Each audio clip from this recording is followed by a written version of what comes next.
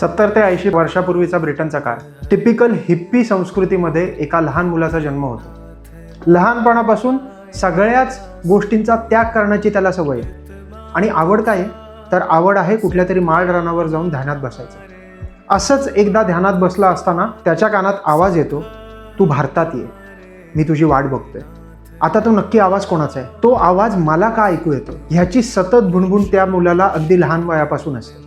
पण एक समजतं, मला जर अत्यानंद मिळवायचा असेल तर मला भारतात जावं लागेल. आणि मग प्रवास सुरू होतो. सगळ्या गोष्टींचा त्याग करून तो लहान मुलगा भारताकडे यायला निघतो आपल्या गुरुच्या शोधात.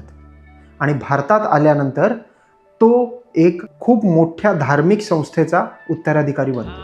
आता हा जो प्रवास आहे, हा प्रवास डायरेक्ट प्लेनने किंवा ट्रेनने झालेला नाही आहे. इंग्लंडपासून भारतापर्यंतचा मॅक्झिमम प्रवास हा पायी झालेला आहे. आणि त्याच्यात आलेले अनुभव म्हणजे हे पुस्तक. या पुस्तकात काय आहे? या पुस्तकात धार्मिकता आहे, पराक्रम आहे, शौर्य आहे आणि त्याहीपेक्षा आपल्या गुरुसाठी संसाराचा त्याग आहे. व्यक्तीचं नाव आहे राधानाथ स्वामी आणि पुस्तकाचं नाव आहे तृषार्थ पथिक.